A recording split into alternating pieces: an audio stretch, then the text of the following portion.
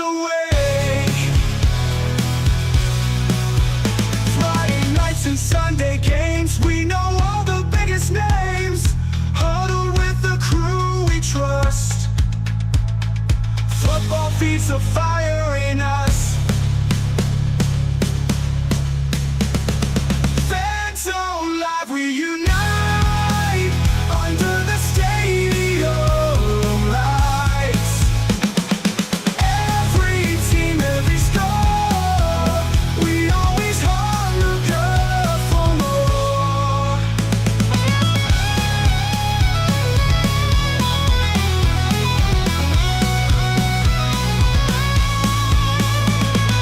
Friday nights and Sunday games, we know all the biggest names. Huddle with the crew we trust. Football feeds the fire in us. Fan Day morning, still alive. Jerseys on, we're ready to die. In the Fan Zone, we'll come on. Let's cheer loud, let's stand tall.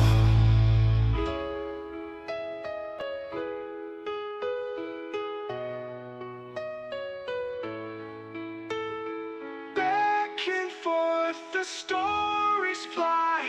Who's the best? Fans can't lie. Touchdowns, tackles, we discuss. Feel the rush. Come join us. Hey, welcome to Fan Zone Live. Hey, we got a fully loaded deal. We got Tim Capper with us from Arena Fan. We got Steve Titus, the owner of the Billings Outlaws, the outspoken owners of the Billings Outlaws. Guys, welcome. What a way to start the season last night. What a great game. Yeah, I mean, it little slow at first, but once the guys kind of shook off the rust and kind of all of a sudden it's like constant energy. That's what we come to expect for these games. I think Southwest Kansas really shows what arena football can be. I think we were so used to the AFL being in these large arenas and the large cities and just being a different level of excitement. But you get the same level in these small arenas, loyal fan bases, great corporate participation, great community support. You're going to get that same experience in Dodge City, Kansas, as you are in any other city that had arena football. So Southwest Kansas did an amazing job on their production last night. That stream looked great. Our new Evergreen Now partnership really came to light. And I think it shows what kind of product, even with all the extracurricular activities we have going on, that we still have a great football product, and we're going to be the premier non-outdoor football league this season. I mean, what's arena and indoor football without a little off-season drama? I mean, that's almost the best part. So, Tim, how are you doing? I'm doing good. I'm just I'm going to echo what Steve said. It was a slow start, but I was very impressed with the production itself. Looking forward to seeing what Vice does next week. I think, if I'm not mistaken, I think the league has a couple of announcements coming out when it comes to their broadcast teams, et cetera, et cetera. But yeah, I'll agree with both of you. What is an off season in indoor football without some some other stuff to talk about. So, but I mean, it's just what it is. I mean, by the way, I want to ask you one question here, Steve. You're talking about smaller arenas and versus larger, and maybe those fans who may not know or have been following indoor football when it comes to why, in your opinion, does it need to be? Do you think an arena needs to be more or less around 10,000-ish, up to 10,000-ish, to really improve the game itself and be able to bring the fans closer to the game itself? Cost, in my mind. You're going to see larger checks. You look at Salina, you look at Billings, you look at Southwest Kansas and Dodge City. The arenas don't cost $50,000 or $60,000 a game.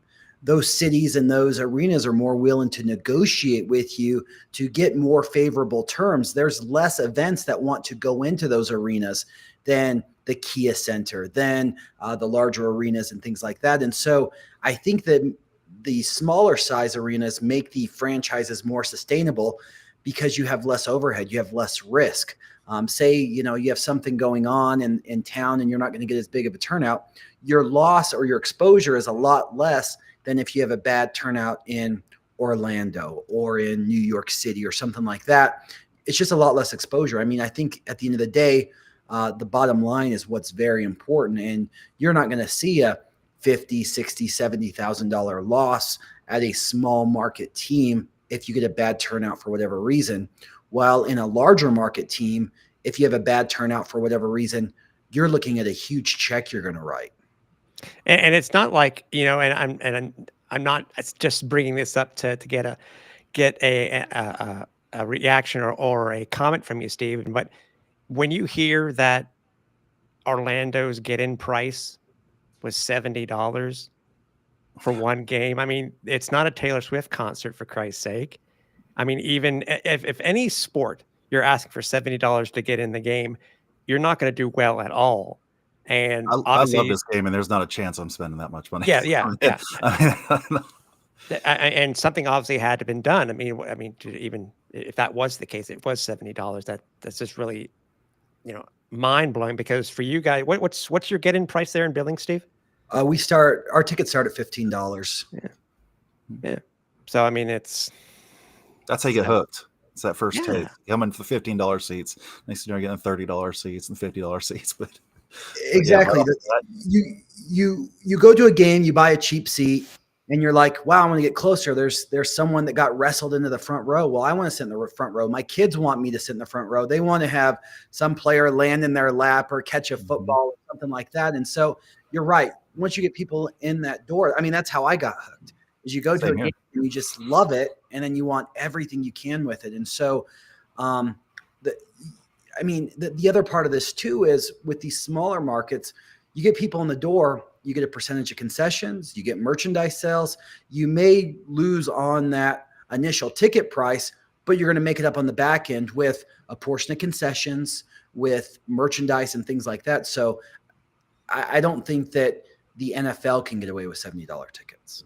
I even agree with you, because if anybody watched the stream last night, I think it's not only once but twice, a fan in the front row in Southwest Kansas got a helmet. Yeah, because a helmet came off a player a couple of times. So I mean, it's where else in indoor football and arena football can that occur? So exactly, I think that I couldn't get away with charging $70 tickets in Billings. I couldn't get away with charging $70 tickets in Denver. I couldn't get away with charging $70 tickets in London or in Toronto, for that matter. It just doesn't work. Maybe if Taylor Swift was going to perform, you'd sell out in a minute for $70 tickets, but that's not happening. Yeah, exactly. You know what? I know there were positives last night, and I know a lot of things, as we talked about, occurred in the off season. So my thought is, if you don't mind, Steve and Scott, let's just get it out of the way. As everybody knows, leading up to the season, 2 teams did back out for the 2025 season. It's down from, I think it was originally 14 teams down to the 8. Yeah. Steve, and just to be blunt, my friend, what happened? Why is the AF1 starting with 8 teams in 2025? I don't know. We went through a pretty thorough vetting process. Maybe we required pretty large franchise fees. We had what we thought were great playing partners to ensure that these teams are financially fluid and can survive the season. What happened in Orlando, to me, is akin to the Miami Dolphins on week 1 saying, you know what, we're not going to make the trip to Atlanta this weekend or to Denver this weekend. We just don't want to play. Something you take for granted doesn't happen. I mean, we were all thoroughly shocked when we received the email from, John Chaney on last week, where he said essentially he wanted to play week 1 and then back out after that. And then so here's the email. I'll quote it here. Because I've been accused of misrepresenting things. Well, So- I'm also saying, remember, you potentially have a lawsuit coming yeah, up. so I want, because this could be played in a courtroom one day, so I want to Okay. quote this. Additionally, our travel arrangements have already been secured, and we are prepared, should the league wish, for the team to fulfill its scheduled game this week before formally exiting the league. Thank you for your time, and I wish you all the best moving forward. To me, it's unambiguous. He planned on leaving. Conversations afterwards indicated he wasn't going to be playing week one under no set of circumstances, and further that he was going to sell the team for X amount of money, and then that ownership group didn't want him to play football this season in the AF1. And so, he sent that email out to us that he posted online. Since that time, we've tried repeatedly to get hold of John Chaney, text messages, emails, whatever, to make sure to see what we can do to get him in on week 2 or for the rest of the season. He doesn't return anyone's calls. He doesn't return anyone's texts. He was invited to a league meeting yesterday to finalize the schedule, and he didn't show. So he can say what he wants on Facebook, but actions speak louder than words. And what he did, John Chaney was a friend of mine. He was someone I broke bread with. We've went to plenty of owner meetings together. John Chaney, I would have considered a friend. What he did is not something you do to friends. It's not something you do to family. It's just unexplainable, unremarkable, and it's selfish at the end of the day. You have 35 players in camp. You have however big your coaching staff is, your front office staff is, and you decide that you're going to take the buyout instead of honoring your commitments to those people. And so it's very sad that we're not going to have the Orlando Predators, but we don't want to do business with someone who does things like that. And so at the end of the day, I think AF1 is better without John Chaney's ownership of the AF1. Non-competes are very weird, especially for football, for sports teams in general, Steve, because you could understand maybe for somebody who's working for a major TV network and their contract's been bought out and they don't want to go, say, like from CNN to MSNBC as an example. You, as being a lawyer, have you ever heard of that type of if the sale was true? Yeah. Have you ever heard of that type of non-compete? To some degree, yes, because they're getting information, proprietary information that we're using against our competitors, and they could bring it to whatever leagues he may be looking at going to use to his advantage and to our disadvantage. So I think non-competes to some degree could be binding. In this case, there is our agreement with the league does offer a $100,000 per game no-show fee, which we intend on making Mr. Chaney honor. And that's where the 1.2 comes from. There's the 1.2. Okay. That's correct. Okay. I mean, that's exactly what we'd be seeking is $1.2 million in damages for 12 $100,000 no-shows. I mean, you don't come to us and say you're going to take a $1.5 million buyout, hurt the image of the league, make a whole bunch of teams reschedule their travel arrangements, and then just take the buyout. Like, that doesn't even make sense. Yeah. We're a business, and we want our partners to fulfill their commitments. What about go ahead, sorry, Scott. Speaking of the 1.2, did you happen to see Rebound Off the Net's power rankings that came out today? Josh did send me a text of them, and I did laugh pretty hard out loud when I saw those. Yeah. But I do disagree that Billings should be number 2. I think we should be number 1, but that's beside the point right now. Definite argument could be made there. Yeah. So obviously the other elephant in the room too was Arizona, and Steve, this was a team that really had 2 years worth of getting ready. They were wanting to take part in the old AFL last year, which, as everybody knows, doesn't exist. Right. It's now Arena Football 1, and it seemed to be that they were on the right track. But yet, one thing that kept on popping up was not really within the football operations itself, but it was location, which nobody knew where they were going to be because it was never announced. But Why? Despite multiple slips and multiple, Yeah, yeah, and it's, I think what's funny too is the owner in April of last year going on a local show and saying that they were going to build their own arena. That really aged well. Steve, what happened with Arizona, Steve? I mean, it's obviously each.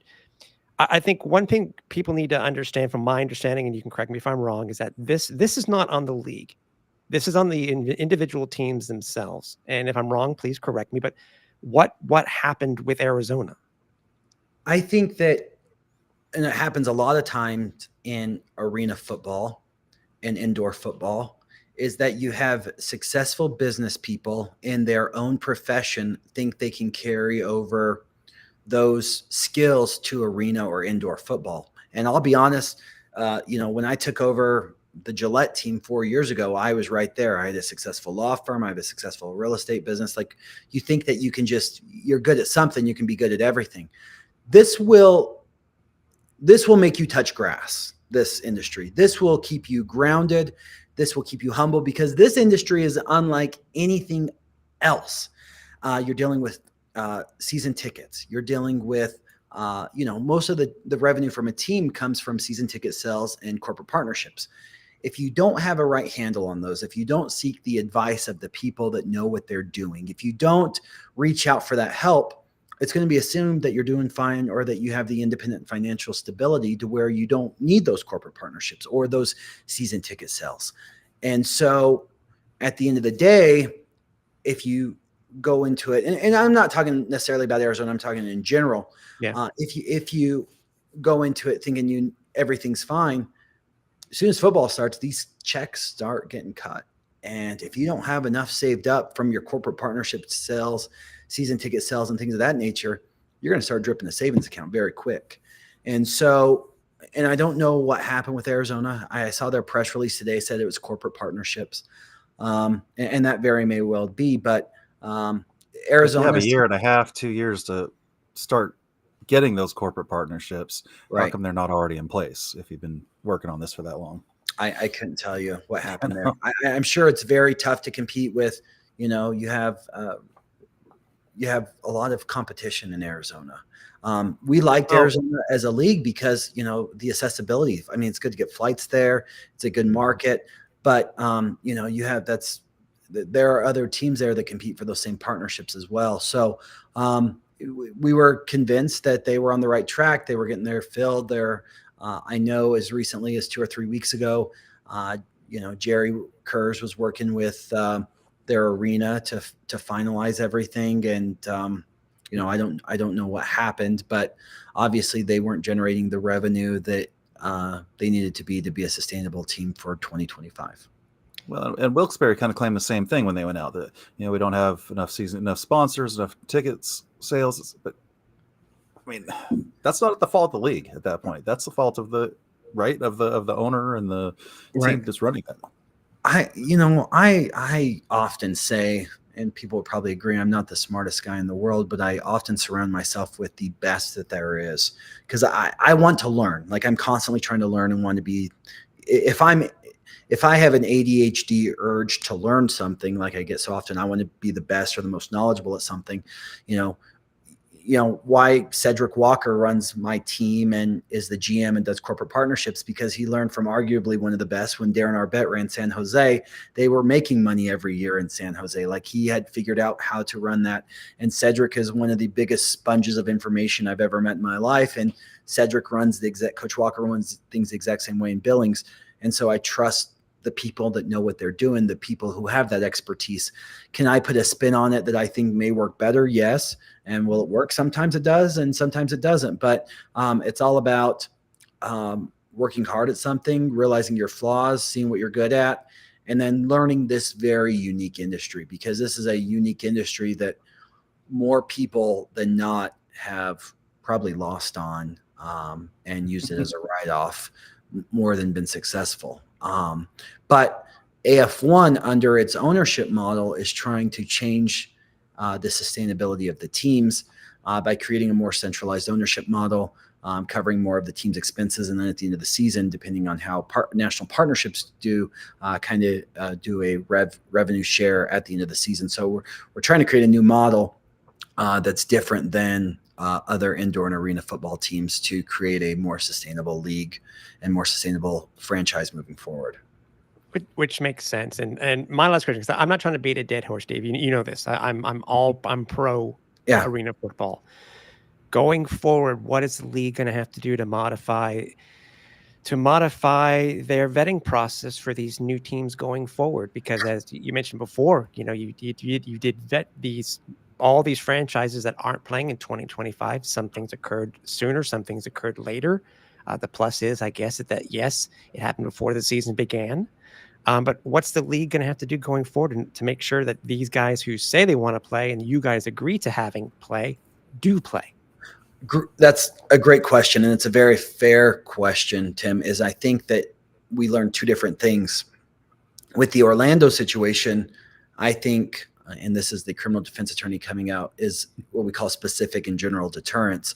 Specific deterrence is we need to ensure that a team that's in our league doesn't decide on week one that they're going to just pull out, especially when they're an established team. We got to make sure we were making sure if Orlando came back in that they weren't going to just say on week two that they weren't going to do this. So we have to give adequate penalties to ensure that the team doesn't do it again, as well as, general deterrence is to make sure that teams come in, know that they have to be putting things in place to ensure that they're not doing this as well.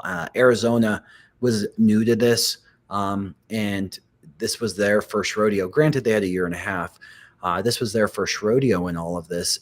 So I think from the league standpoint, I don't want to say, I think we have to provide more oversight, I guess, more reporting of corporate partnership sales.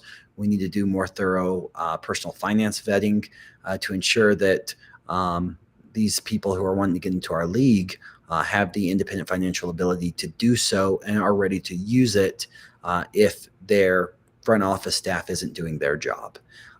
Here, your front office staff in the off season is supposed to be selling partnerships, supposed to create those revenue streams so that you can be a sustainable franchise. Here, obviously, the system that we put into place in our inaugural season failed. And so we have to go back to the drawing board to make sure it doesn't fail again. But again, how do you predict a franchise like John Chaney's Orlando Predators going to pull the stunt they pulled? Like, how do you predict that? I mean, it's a very unique set of circumstances. And well, kind of as you stated in one of your tweets, he helped design this business economy. He voted for this business economy. He did. He absolutely so did. To complain about it later is kind of... He's a hypocrite in that regards. There's no doubt about it. And I'm not here to bash John Chaney, but what he did was one of the most selfish things I've seen.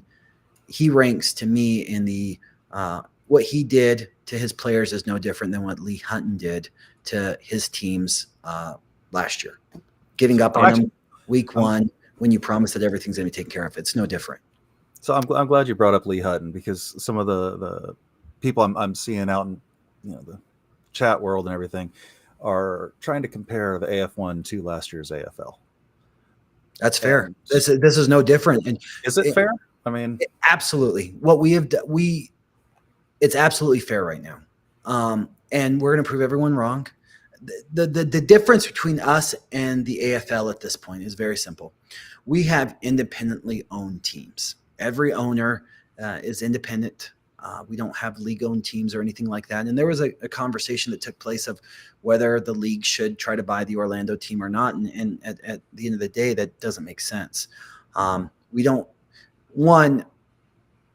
Orlando Predators in their current state with their current attendance is unsustainable playing at the Kia Center. You're losing. I mean, the Kia Center is the most expensive arena in the league.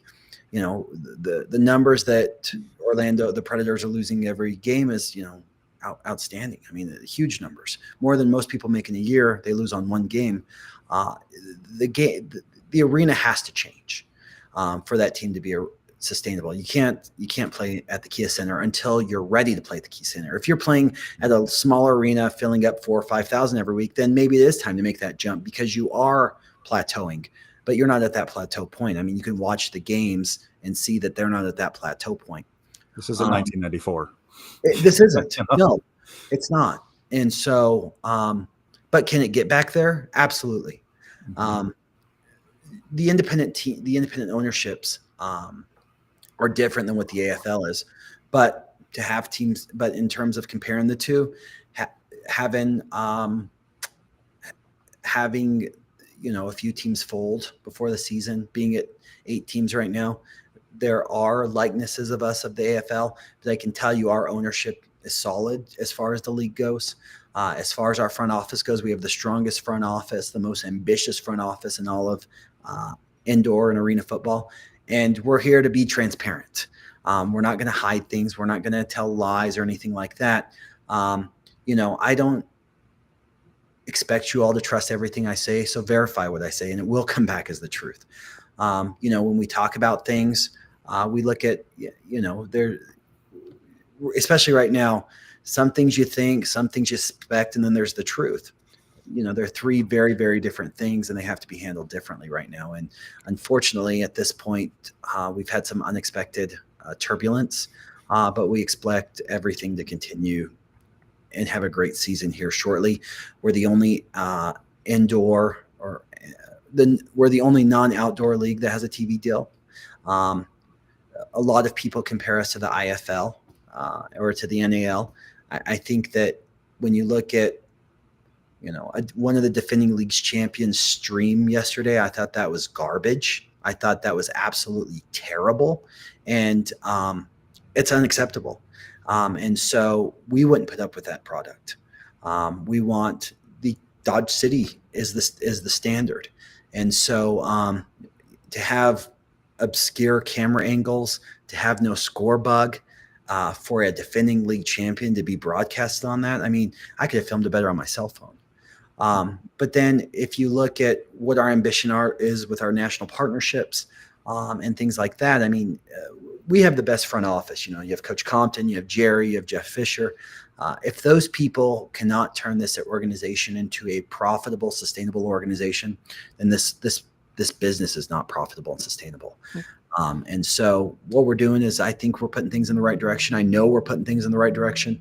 And we're going to get through this hiccup. And, to be honest with you, Tim and Scott, if you could have written a script to put more eyes on the AF1 than what has happened in the last week, there is no script you could have written that is going to put more attention on us. So we know that the bar has been set high, and we know that it's going to be set higher after the week we had. But we're excited for a great weekend of football. We're excited for a full schedule. We're going to have the full schedule should be released here any day now, and it's done. And so I know that. So who can we expect? Who can we expect next week? Okay, good question. There are some tweaks right now, so don't hold me to this, but I don't think there's going to be any tweaks to this. You're going to see Salina at Corpus Christi. You're going to see Billings at Oregon. And I want to give a shout out to Coach Jones because he called me out last year because we went to Washington instead of Oregon. And Coach Jones did assure me that they have walls that will be safe this year. And so that's be a major upgrade. I'm very excited to go up to Oregon, and they have a great ownership, great people up there. So I'm excited to go to Oregon. And then Southwest Kansas will be going to Everett to see the Washington Wolfpack. And so we made a few minor adjustments. The full schedule, like I said, is 99% done, and it should be released this week. And so, I'm really excited for where things are going. To compare us to the AFL this time last year was probably fair, but I can tell you that things are quickly going to turn around. We're going to get through this little bump patch here. And again, you couldn't have predicted this this week we had. I mean, it was just I when I saw that email from John, I think it was Wednesday or Tuesday, I was just shocked. I mean, I was just crushed. And then to find out that he was doing this because of a buyout just made me sick. I was just very upset. And so too, especially after you talk about the relationships, you had prior going through what y'all went through last year to even just get to the end of the season. That's what kind of stuck with me. It's like, man, how do you do that after going through all that together? So I was on a plane today, and I didn't know what this was called, but it was Sisyphus, and Sisyphus rolled the ball up the hill. I think Sisyphus would rather roll the ball up the hill than own an arena football team, because one is a lot easier than the other. It has, so needless to say, we're working through it. There's a great management group. We have Mike Quarta, Andy Gelcher, Albany, the guys in Albany. We have great partnerships here. You have great owners, Kelly Fahey and Miguel Morgan, Washington. You have, the group in Salina, the group in Southwest Kansas, Corpus, Oregon. We have great ownership groups. And so could it get rough before it gets better? Yes. But I can tell you that once things smooth out, you think you're through the turbulence. Are you going to still have some rough patches? Maybe. Do we know what they are yet? No. But when we get through them, absolutely. You have the most tenacious front office and the most ambitious front office in all of arena and indoor football here. And so I'm really excited for the product that we're putting forward.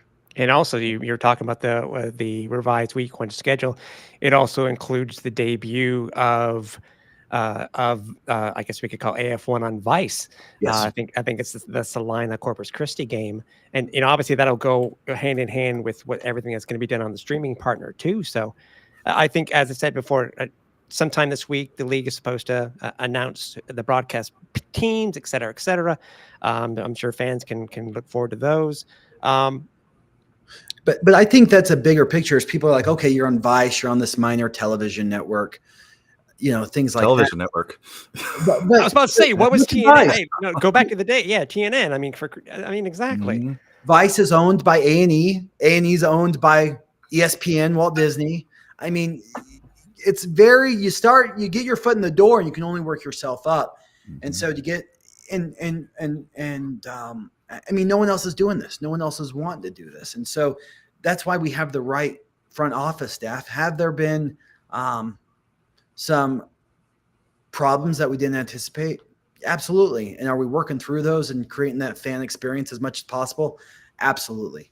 And so this Vice deal is an amazing deal. I mean, it is, I can tell you, it's one of the only deals in arena football history where they're offsetting the cost of production. So I mean, you just answered my next question. I was going to ask if you could give us a little bit of insight without breaking any NDAs and stuff like that about what you can tell us about the contract itself. So. It's a great contract. They're wanting to really get into the sports world, and they're offsetting a large portion of the production. And so it's the only, talking to Jerry, this is one of the only times where we had one of these networks really pitch in and really pay for the production here. So it's something that's very sustainable for the league.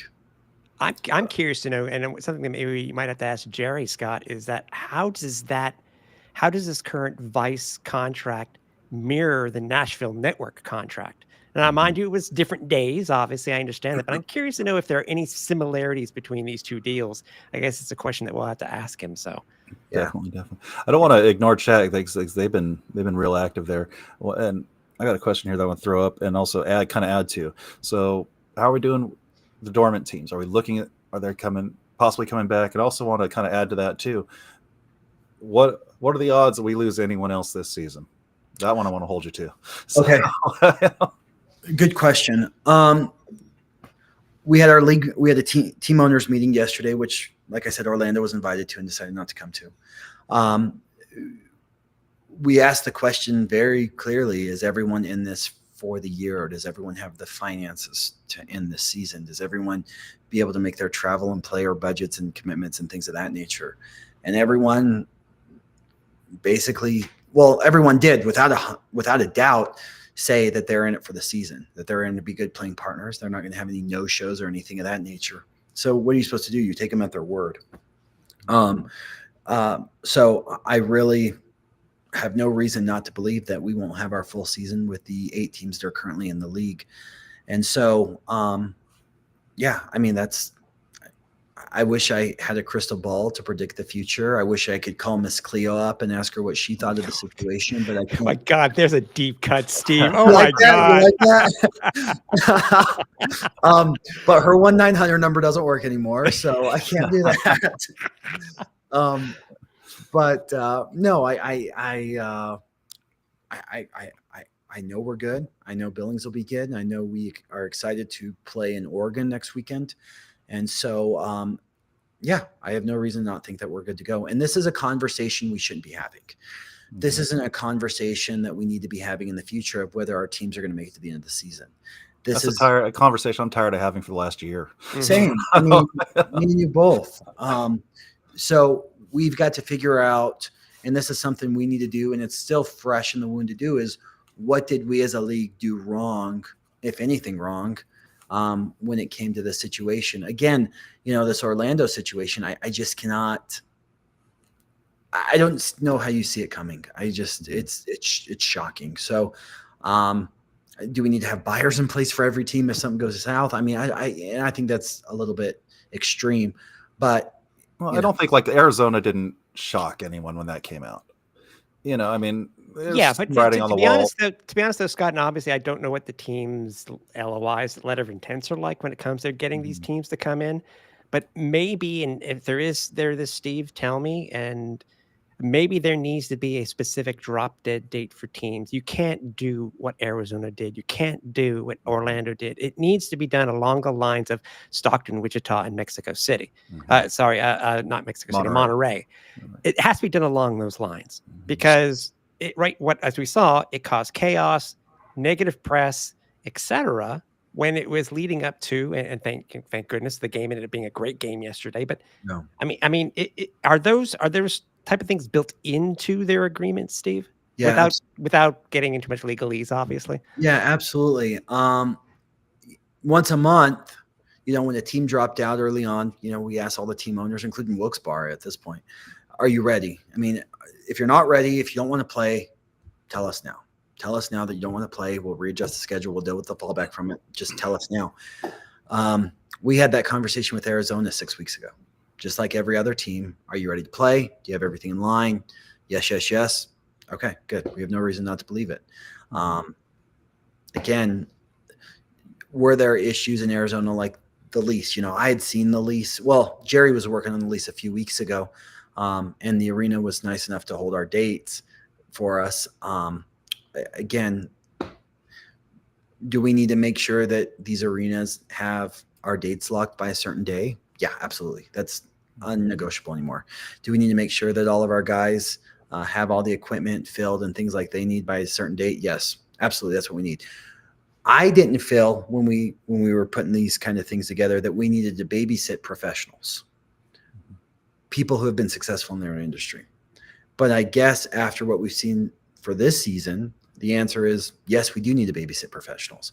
And if they don't meet our specifics by certain dates, then they're out, and we need to deal with the blowback than the blowback closer to the start of the season. So we'll deal with the fallout. We'll deal with whatever we need to correct internally, and we'll fix it, and we'll make things stronger, and we'll make sure we don't make the same mistake twice. I'm all for, I think, as a person, about making a mistake. God knows I made my mistakes. But yes, Steve, you bought a Cybertruck. I love it. I love it. Well, so I have it, and then my other truck is a TRX, which, if you know the Ram TRX, it gets 11 miles to the gallon, so I have to balance it out somehow. You also live in Montana. You kind of have to have the truck. So. You do. Well, it's funny because we got like a foot of snow this week, and then it's already melted because it's 70 today. So I thought Steve would have gone with the F1 Lightning. I like it's all about.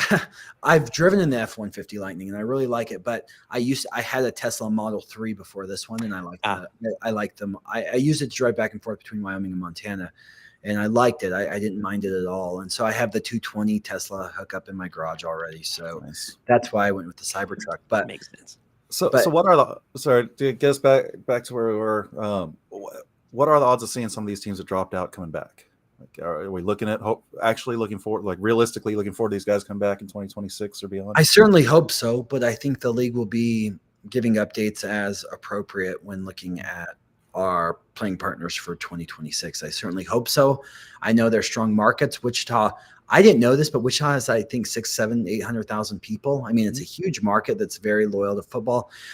Their arena they were going to play at, Heartland Arena, I think it's called, is made for arena football. And so Hartman was made for arena football. It was an old owner of the AF2 team, the Wichita Stealth.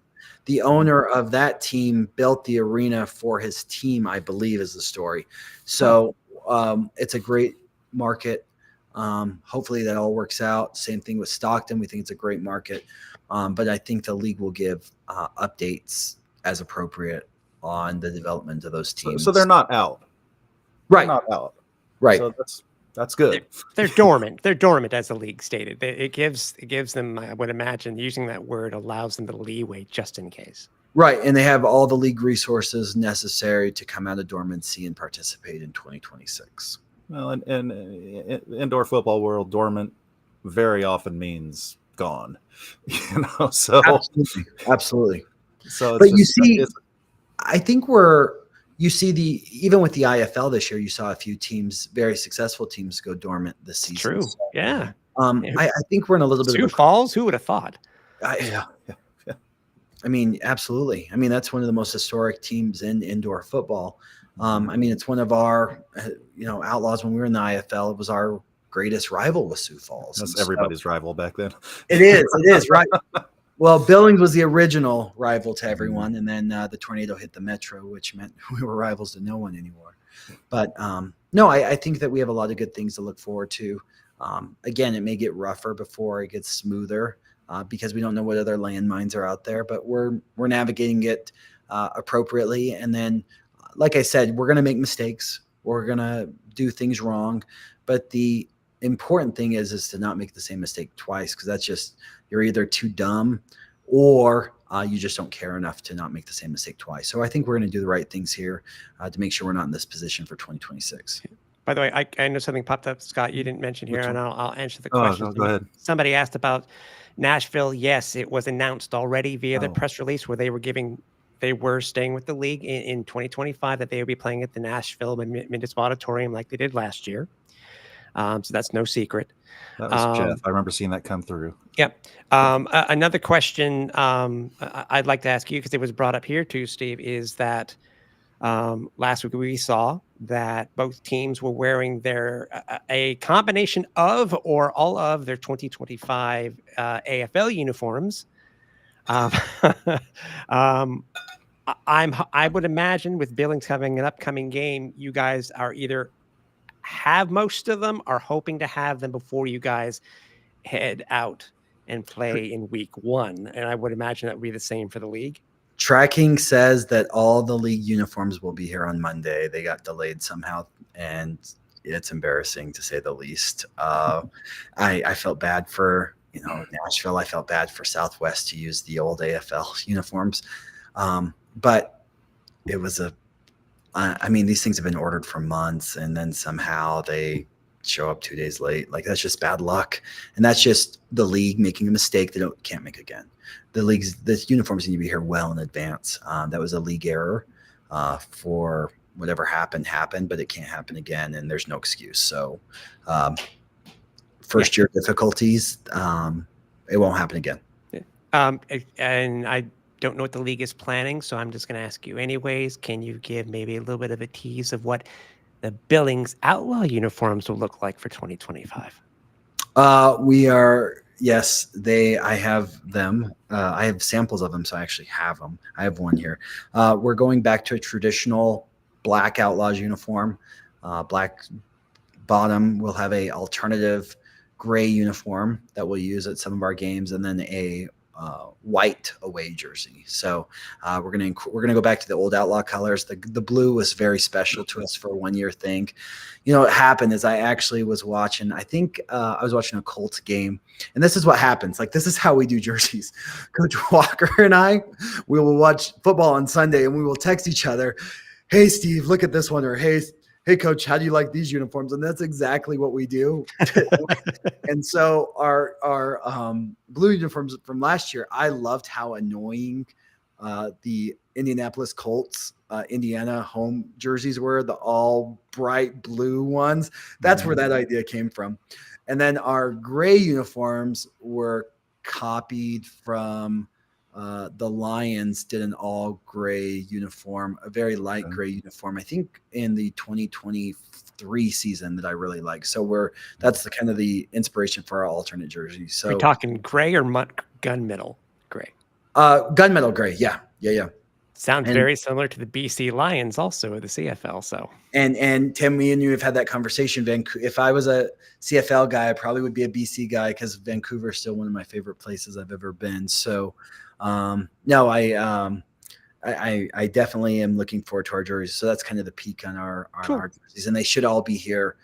Shipping says they'll all be here for the league on Monday. So again, how the season was originally scheduled is there wasn't supposed to be a week 0. So everything was marked on the week 1 date. We tried to speed it up. It got here a little early, but not early enough. So again, this was just a scheduling mishap that all the league we messed up on, and it won't happen again. Again, it's embarrassing, but I can promise it's growing pains. So it's growing pains. It's running a league. Same. Black helmet. Yes, and then we are getting rid of the outlaw on it, and we're just going to we're going to kind of go to an old college scheme of just putting the numbers pretty big on the side of them. We're going to change it. We're going to keep it simple this year. We're going to do things a little different, but no, I'm really excited for where it's going though. Cool. So I wanted to throw this comment up here about the proof. Just your openness here is proof that this isn't the same league as last year. I'd also add too, when you were talking about comparisons, I didn't think it was a fair comparison at all, because you guys haven't promised the world to everyone and every living being throughout this process, where last year it was, we're going to be doing all these different things with all these different companies and everyone's getting all this money in their pockets. And you guys haven't done that kind of stuff. So, and I appreciate you saying that, Scott. I think I'm a little bit harder on myself, and I hope that that's not coming off of the league than other people are. We are a lot different than the AFL. We have been transparent. We have the ambition. We're not here just to kind of scam people over and lie to people. That's just not our gig. We're upfront, honest, transparent. We want things to be better. We need our fans. We need our fans to know. We need input from our fans to be better. And so maybe I was unfair on myself and on the league by comparing us too much to the AFL. But from an outsider's perspective, looking in, are there some commonalities? Yes, but I'm also here to tell you why some of those commonalities aren't just, or why they aren't correct. And so I'm trying to be as transparent as possible. The AF won this year, Steve, in my opinion. And I will admit, I went this openly as somebody who was fooled last year by the headquarters, by HQ, having Jerry Kurz and Gary Compton in the front office right there and then.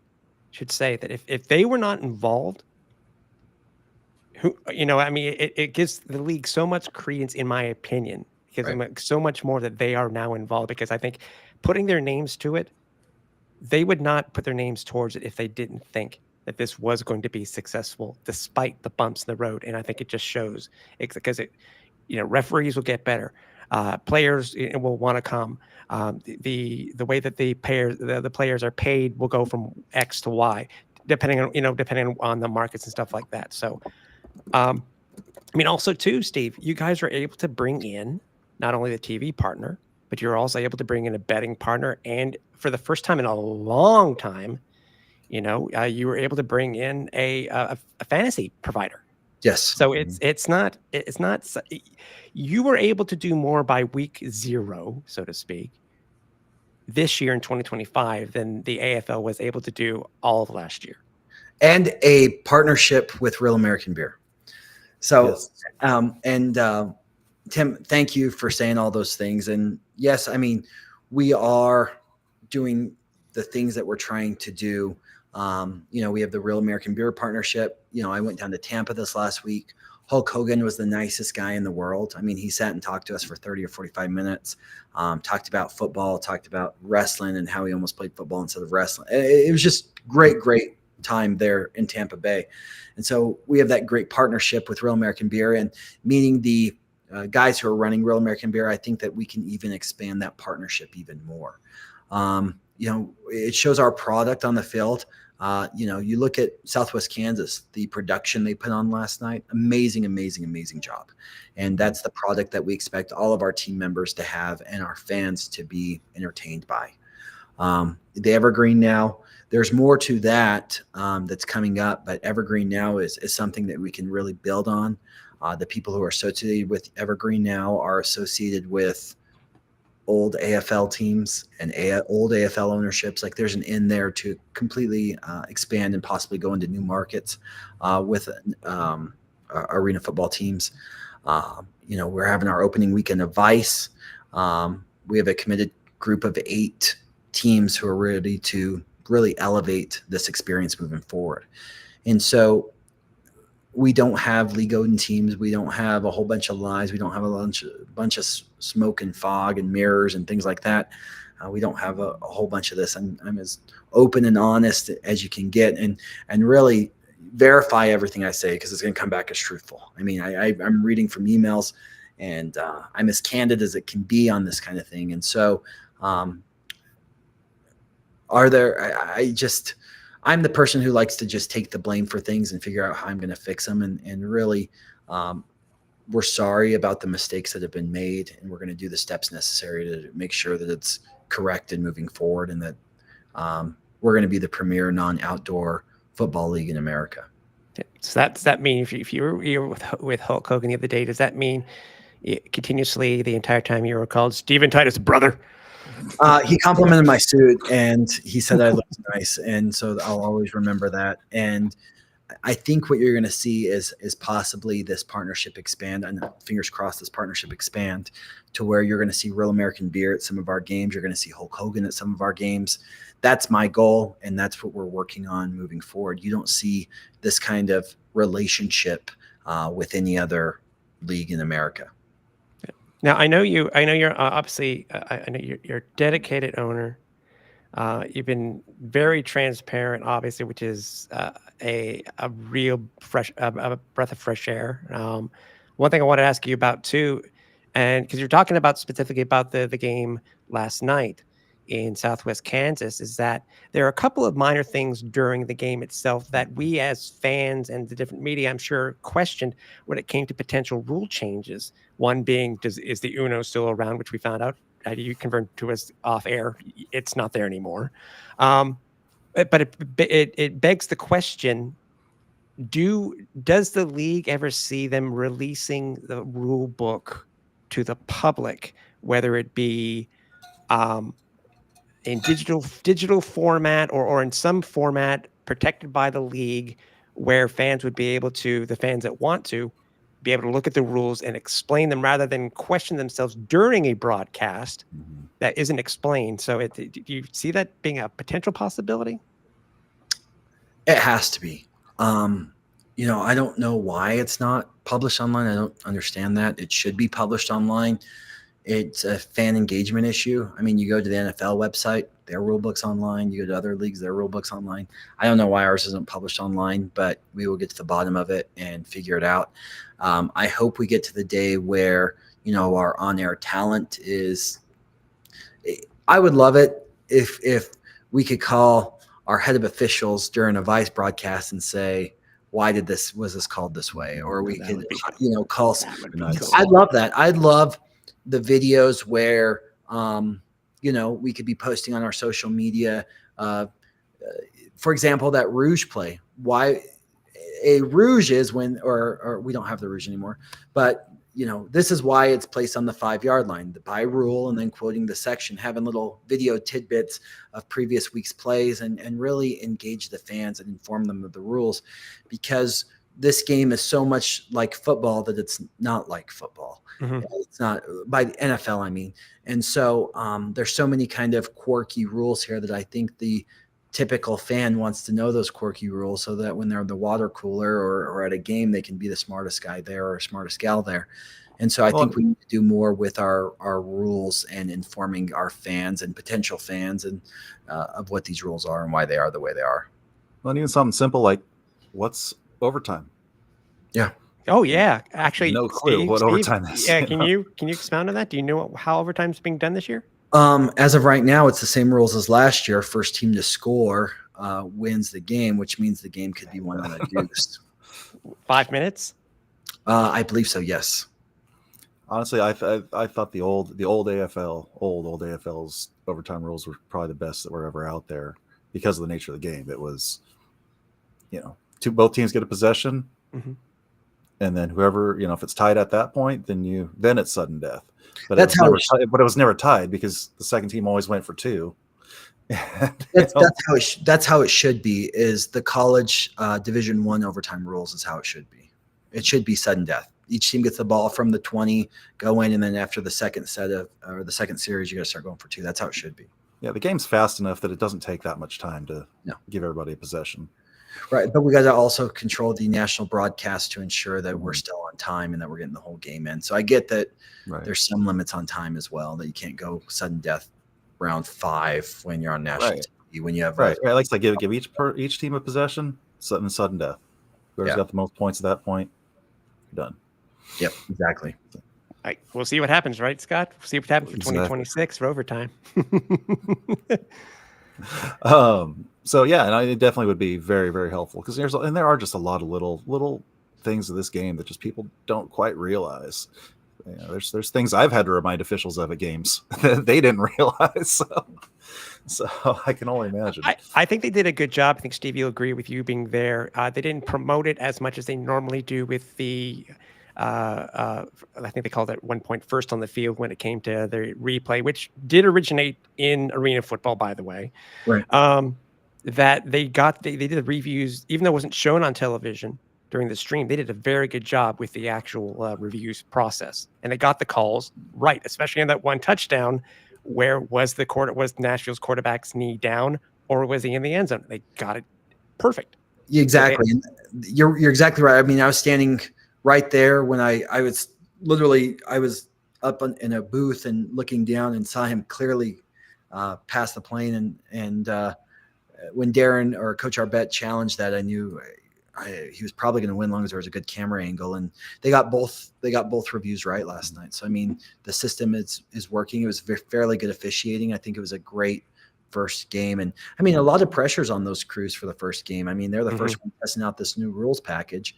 And I think they got it fairly good last time. I think you never want to see a bad call change the outcome of a game, and that didn't happen last night. So it was a great game of football. I mean, I remember looking at Commissioner Fisher last night and going, "This is what it's all about." And 3 quarters in, I think Nashville was leading at the end of the third quarter. I mean, it was a great game. It's what we needed to start the season off. I saw that touchdown, by the way, Scott, and I was like, "Oh no, is the shades of the Philadelphia Soul New York Dragons all over again?" But they got it right. They got it right this time. So they did get it right. I dig too deep into this, but do the kick netball that went out of bounds that they spotted at the 20. Is that the right spot? My gut instinct was put it at the 5 as a touchback because it hit the net. I'm not the rules expert, so it makes more sense. You shouldn't be rewarded. Maybe you shouldn't be rewarded for that. If it goes out of bounds and doesn't hit the net, it should be at the 20 because it was just a bad kick. But if it hits the net because of arena shape goes out, you're right. It should be at the 5. I mean, we'll see what happened. We'll check this week, and I'm sure someone can call Coach Compton later on and confirm or tell me that I don't know what I'm talking about, because he'll tell me that from time to time. But we'll confirm what the rule is and make sure if it was a mistake, we'll get it fixed.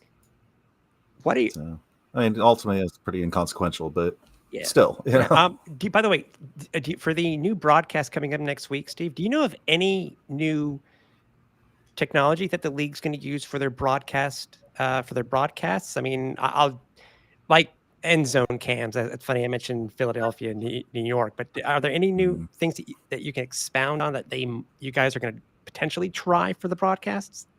You know, the goal here is we have our sideline reporters there at the game, and so I think they're going to be experimenting with some things. I'm not sure what that means quite yet. I'm not really in the production side of things. I just know who our talent's going to be and the sideline talent's going to be, and dealing with the production company. I don't know what kind of new things they're going to do this year quite yet. Unfortunately, that's not in my wheelhouse. I wish I could answer that question. It's okay. It's okay. I'm throwing a lot at you That's tonight. fine. I'm used to it. But Steve, what's it? I mentioned them before.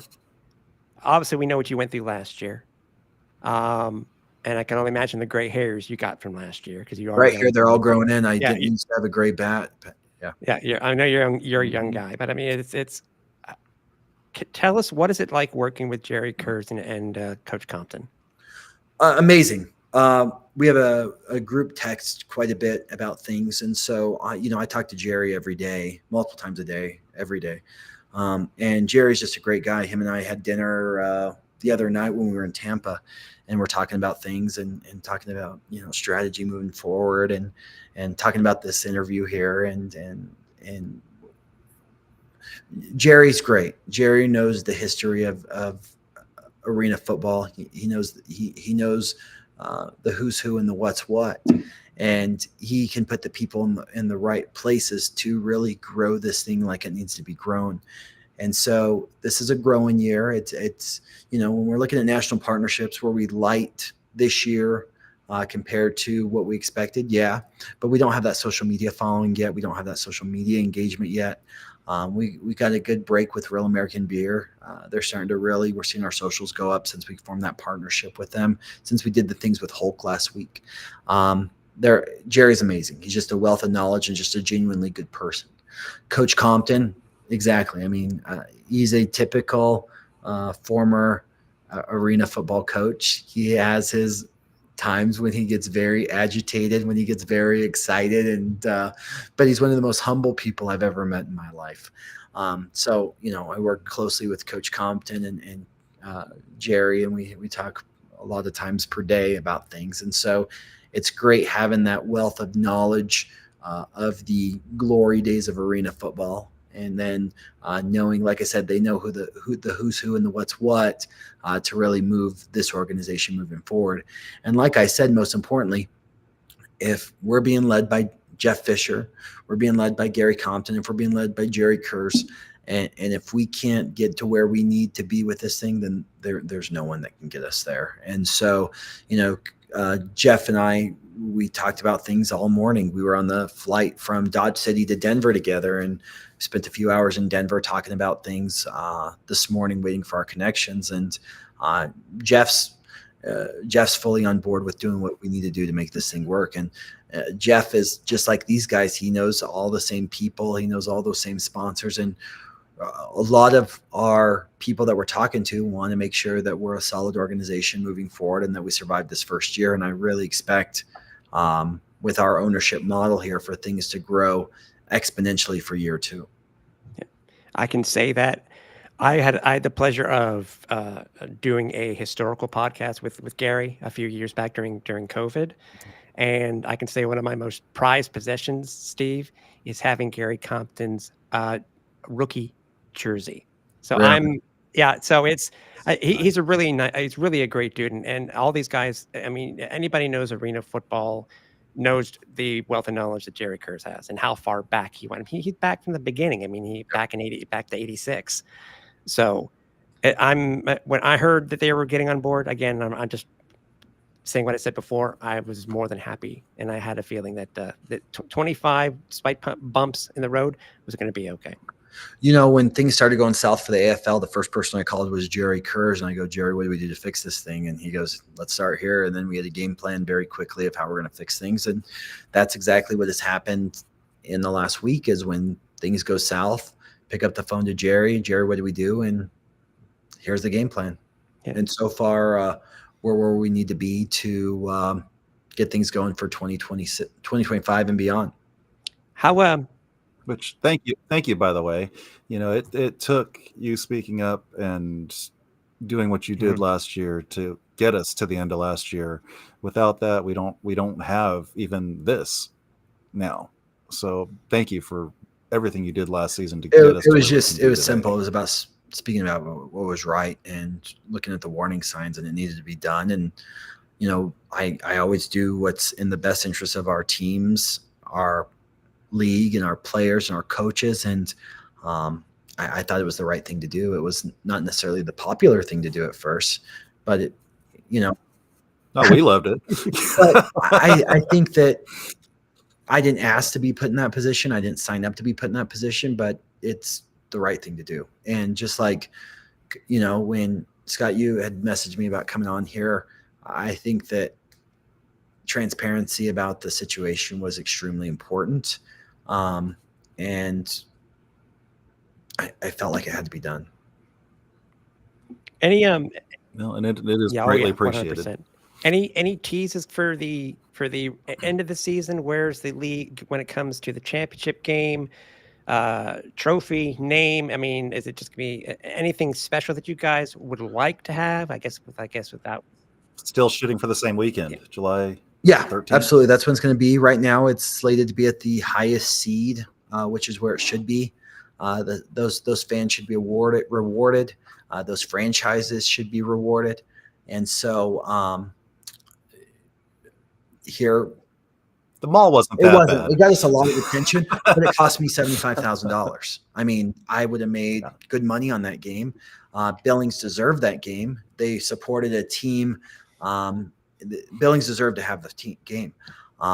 We beat Albany during the regular season. We deserve to have the game. Whoever wins the regular season and can get through the first 2 rounds of the playoffs, or however many rounds of the playoffs we have, deserves to have that highest seed, deserves to have the arena championship game. And so as of right now, unless someone comes to us with, $250,000 or more, it's going to stay at the highest seed. Didn't that $75,000 get you an upper bowl seat in Orlando? No, no, it did not. It did give me a Hawaiian shirt. Oh, there you go. Are you still looking at this point? Still, was it 2 rounds of playoffs? We haven't even Bye had that week? discussion yet. I assume it will be, but again, I don't want to speak for the league when we haven't had that discussion yet. With there being 8 teams now, Right. maybe we'll shrink it. I don't know. We'll have that information once we make a decision.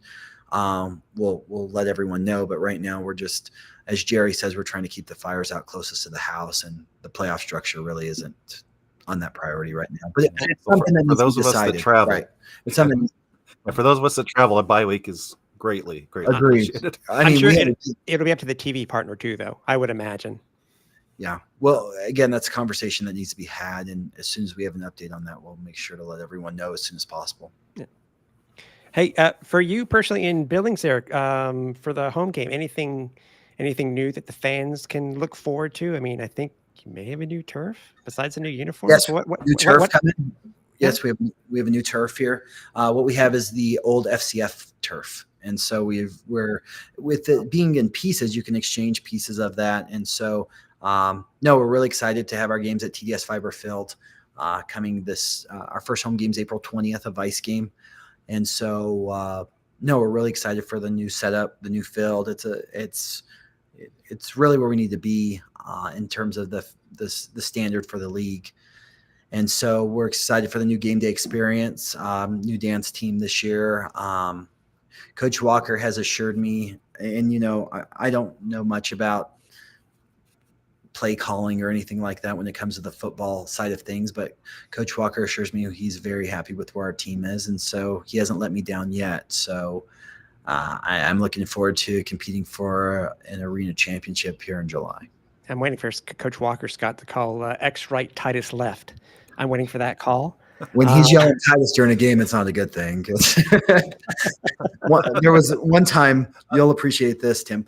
Reggie Gray, who was my assistant head coach in Gillette, yelled at me, to help to find him a quarterback. And I go, okay, like I don't know where I go find a quarterback. He's just yelling at me. Reggie Gray's awesome. He was our assistant head coach in Gillette for a while. And now if Coach Walker's yelling my name during a game, it's either to complain about something or to ask me to watch the replay and if we need to review it or not. That's the only two things we will talk about during a game. So could be a hot route. How about a hot route? Could be a hot route. You know, like Manning did Omaha. Your quarterback can go, Titus. Right in. I will say, seeing Coach Walker at the Arena Bowl and how much that win meant to him.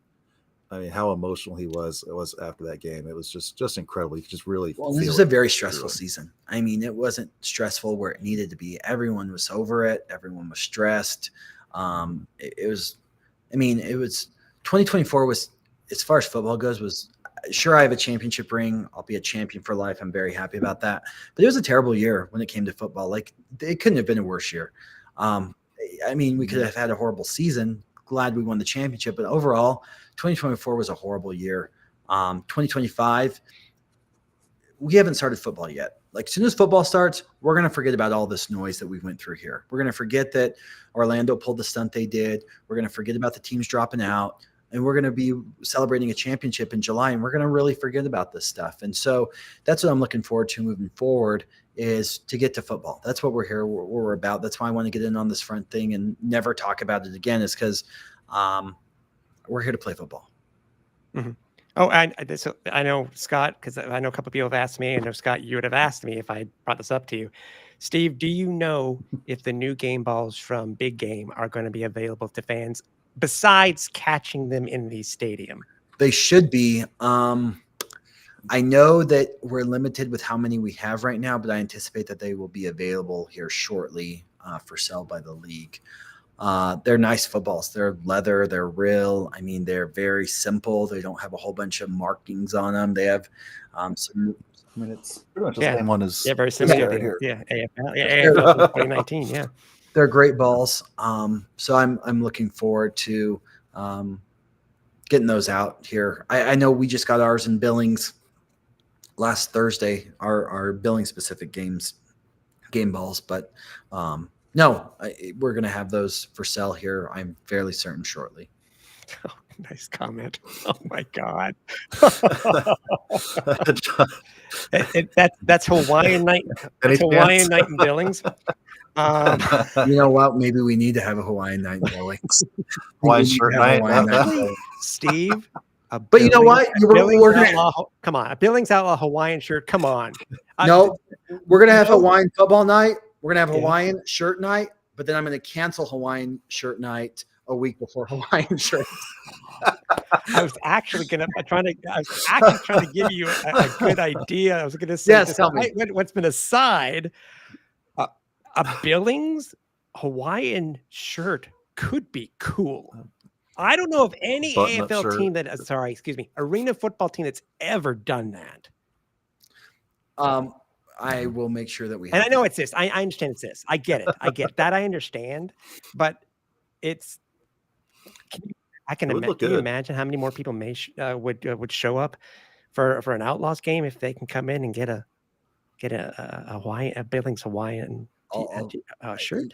I will see what I can do. I know April 20th, our first home game is Easter, so I don't know if we should do it that week, but we may do it because Easter is going to be hard for attendance. We'll see. It's a Vice game, and we have some good sponsors for that game as well. So I'm kind of interested. It'll be our first, and this is me talking candidly because I haven't really thought about this. Yeah. It'll be our first Sunday afternoon game and it'll be earlier. It's a 6 Eastern kickoff, so it'll be a 4 Mountain kickoff. So I'm really interested to see what kind of attendance we get. So anything to spice it up, though, but I think we need to have Hawaiian shirt night. But I can't cancel it one weekend. No, I know. It would not be cool at all. Any nights, by the way, do the Outlaws have scheduled for 2025? I'm sorry? Do the Outlaws have any theme nights scheduled for this season? Yes. That people know about? Yes, we do. I just can't tell you what they are because I'm not sure what they are, but I know that they have theme nights. That's front office stuff, and I'll be honest, I didn't even look. But I know they have, law enforcement night, first responders night. Okay. of, different nights for different schools and things like that. Because at the end of the day, the business model is about the kids. Because if you get the kids in there for free, they're going to bring their mom and dad, who are going to buy tickets, and their brother and sister, their grandma and grandpa, their uncle and aunt. That's how it's the Shrine Circus model. You give one free ticket and you make 2 purchases for it. I mean, that's the only way this thing works. Okay. Did you, Tim? I think you might have mentioned this earlier. Any ideas yet on the championship game? Name of the championship? Naming it? Yes. Depends who wants to sponsor it, and then they can have their name on it. Fair. I like the. We were taking this around our group chat. Just the One World Championship. Oh, I like that. That sounds good. I like that. Mine was Arena Football 1v1 championship game. V1. The Okay. 1v1. Yep. Yeah. Okay. I like this. I like where we're going here. I don't know what we're gonna do yet. We have some conversations about it. We'll see what happens. But no, I like these. I like where we're going with this. I know you're not. I said owner of the Billings Outlaws, Steven. Since you've been an owner for indoor football and for the Outlaws, how much more involved, besides on the ownership side, from the team side, have you gotten involved in, and how much more have you learned as an owner? Say that one more time. Okay. So with you being an owner, and usually owners are not really hands-on. Since you have owned the Outlaws, how much more hands-on on the football side have you gotten involved? A little bit more. Like I try, like Coach Walker and I will watch football together, and I'm the person, a little bit of autism. I'm going to want to know why they did what they did. Like, I'm more on the strategy side. Like, when do you call timeout, or when do you take the delay of game? When do you do certain things for strategy to score? Like, I'm more into the strategy of things, not necessarily play calling.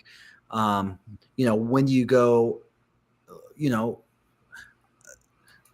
like when to tush push and when not to tush push? Exactly. When do you call certain things?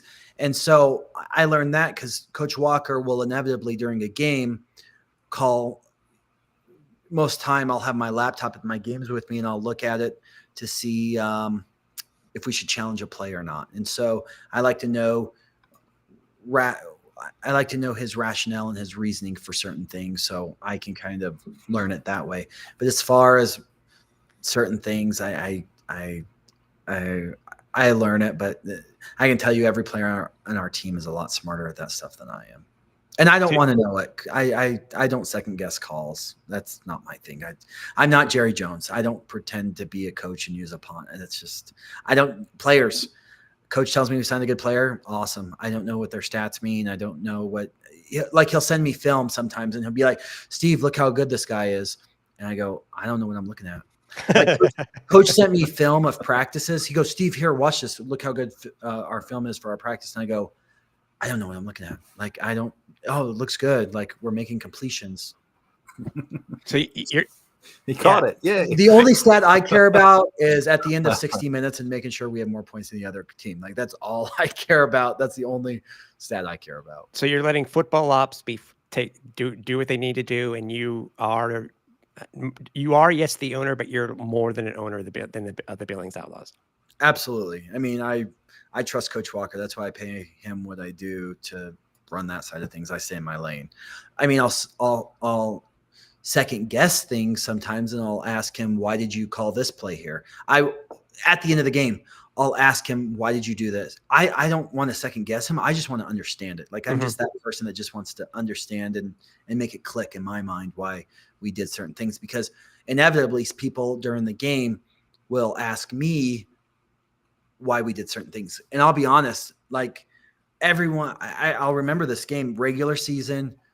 Our only loss of the season was against Nashville. And I remember when we scored with 32 seconds left and we went up by 4 or 5, and everyone's all happy. We won the game. I remember thinking to myself, we just lost. I know this game too well. That's too much time on too much time left. They have 3 timeouts left. This is not regular football. 32 seconds to get down the field is more than enough time. It's all about, and Randy Hibbert's their new quarterback. He's going to control that clock perfectly. And last play of the game, they score and they beat us by 2. And so I mean, be around this stuff enough, and you know it, and you get strategic. Like sometimes, in very rare circumstances, in this game in particular, you want to let the other team score. You wave the white flag, you let them score so you can get the ball back, because more times than not, the last team that controls the ball or possesses the ball is going to win. And so, it's a very unique game, and I like to learn it. I like to learn the strategy of it, but I'll never be the guy that'll second guess what Coach Walker does or staff does. Actually, that begs the question too. You talk about time, and I don't know if this was mentioned last night, Scott, or maybe Steven, if you know this, with the 1 minute timing rules, are kneel downs still allowed, or does it have to be, you have to gain positive yards if you're leading? Yep, there's no victory formation. You have to have positive yardage. There may be an exception if you're above so many points, because we don't want people needlessly getting hurt. That makes sense. But no, there's no victory formation. Okay. The strategy of this game is something you do kind of have to explain to people that are coming from a traditional football mindset. Why'd they kick an onside kick? And they're, why are they just giving them field positions? Like, field position means nothing. Because most people don't know you can't punt it, but going for a field goal is the same thing as punting it. I mean, a lot of people just, once you explain it to them, then they kind of get it. Mm-hmm. Mm-hmm. Yeah. So it's just a different mentality. Like, it's always, field position game and the outdoor game. It's like, no, that's just not how this game works. Just like last night, I think it was Nashville kicked a field goal or Southwest Kansas kicked a field goal on 4th down, and then Nashville ran it back to almost the same position as the kick. Is like, but you always, it's an interesting rule set. It's an interesting game, to say the least. Well, it's like Southwest Kansas getting the interception on the deep pass by Nashville, knock it down because it was 4th down, and they lost like 20 yards in the play. Sometimes you knock the damn ball down. Absolutely right. Yeah. You don't get the pick. You slam it down so you can get those yards. Absolutely. Yeah. I've always said it's football played with a basketball mentality. You know what? That's funny. I went to a Lakers game a few months ago, and it clicked to me. Arena football is basketball. I mean, it really is. It struck me the same way arena football does, basketball does.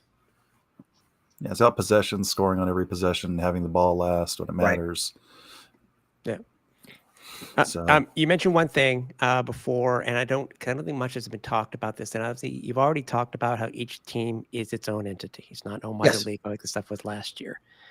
Are you able to give us a rough idea of how the pay structure is being done for the players this year? Because I don't think there is a cap, but you can correct me if I'm wrong. I don't know if there has to be a certain amount that players have to be paid, et cetera, et cetera. But can you give us a little bit of insight on that, since obviously you're the ones writing the checks? Yeah, no, the minimum player pay is a little bit less than it was last year. The IFL minimum is, I think, $250 a game. We want to be more than that. We're at $400 a game, but there's no max. So you have different players making different amounts of money depending on where they are. I can tell you in Billings, though, we're all my players are paid the same. I mean, we win as a team, we lose as a team together. And that's Coach Walker's mentality as well of rookies. I mean, everyone always ranks Billings so low because they don't recognize any of our players.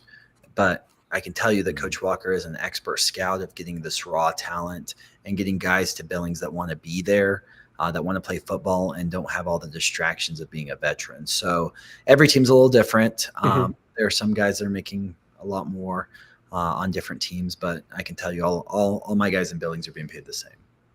By the way, I'm just saying, last year I was one of the few people that had you picked. I appreciate that. Do it again. By the way, I can answer Brent Stevens' question. Who was at the Grey Cup? Yep. First, I was at the Grey Cup hoping Steve was going to be there, but the person who took the picture was his intern. His social media intern who was at the game. Yeah. I was trying to be there, and then I got caught. I had to go somewhere else, and then trust me, I look for any reason in the world to go to Vancouver. I think it's one of the prettiest places in North America for sure. But no, my social media intern was at the Grey Cup, and she made sure to give shout outs that the Outlaws were being represented at the Grey Cup. So, well, we've kept John here for quite a while. I don't want to, monopolize your night. So, as we did at the arena, we can do this all night. And I really hate that why we had to do this was because of the week we had. I'd love to come on even just to talk about how things are going, how great our games are, whatever. And I'm sorry it was under these circumstances, but I can tell you that we won't have these circumstances again if I have any way to say it. And I think the league ownership has any way of doing this. This isn't the organization that we set out to run, and we're going to do what we need to do to make sure it doesn't happen again. And props to you, Steve, for you being definitely- very transparent. I try. Yeah. And you guys definitely did it. I mean, the main thing that matters, the thing that really has everybody's eyeballs, was that broadcast, and that broadcast was spotless. I mean, Do you guys have early numbers, by the So way, that's- on that? I don't know. That'd be a Southwest Kansas question, and I haven't talked to them about that. I'm not sure what they have. And Evergreen now, I'm not sure what kind of data they collect. Actually, I've not. I'll find out, and we'll make sure that Adam gets that out if we get those kind of numbers. We should get it. I didn't watch any of the stream last time on Evergreen. Now we had the big electric or the big scoreboard at the Southwest Kansas Arena has the stream on it, and it looked really good. So. And I guess is Vice well- a Nielsen family? Will you guys actually get? We'll have ratings. Yep. Okay, CBS you will Sports get them. isn't, but Vice is. Yeah. Yep. okay, nice. I'll say I think. one Don't big quote me on that. I'm loss. Right, fairly right. certain. One big loss with Arizona, losing Zach Kyleman in their social media department. He was doing such great stuff this year, but the videos he put up with all the different conference opponents and things were just I was wish gold. I wish I would have followed. I'm not really on Twitter that much, except recently. But I didn't even know what happened with him. Like, if I would have known that, maybe that would have been a warning sign. I wish I would have known. But that's a sad situation. He's a great guy. He's a great contributor to our arena family, and no, he's doing great stuff with it. So hopefully somebody can pick him up, because, like I say, he was having a lot of fun with it, and it was catching on. Yeah. So that's the kind of stuff we need to be doing to really get people's attention. Absolutely. For sure. Absolutely. So, but yeah, like I said, we've been doing this for a while. I know, Tim, it's super late for you. What's 11 o'clock Eastern? You know, Right. on the day we go up an hour. So I mean, right. I say I've been working for like a week between my two jobs, and I do that all the rest of this week too. So yeah, I'm spent as well.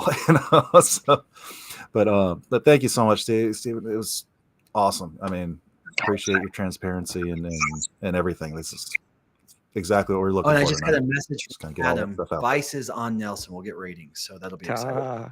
hey There you Adam. go. Beautiful. Yeah. Oh, you know he's Oh, watching. He always absolutely. is.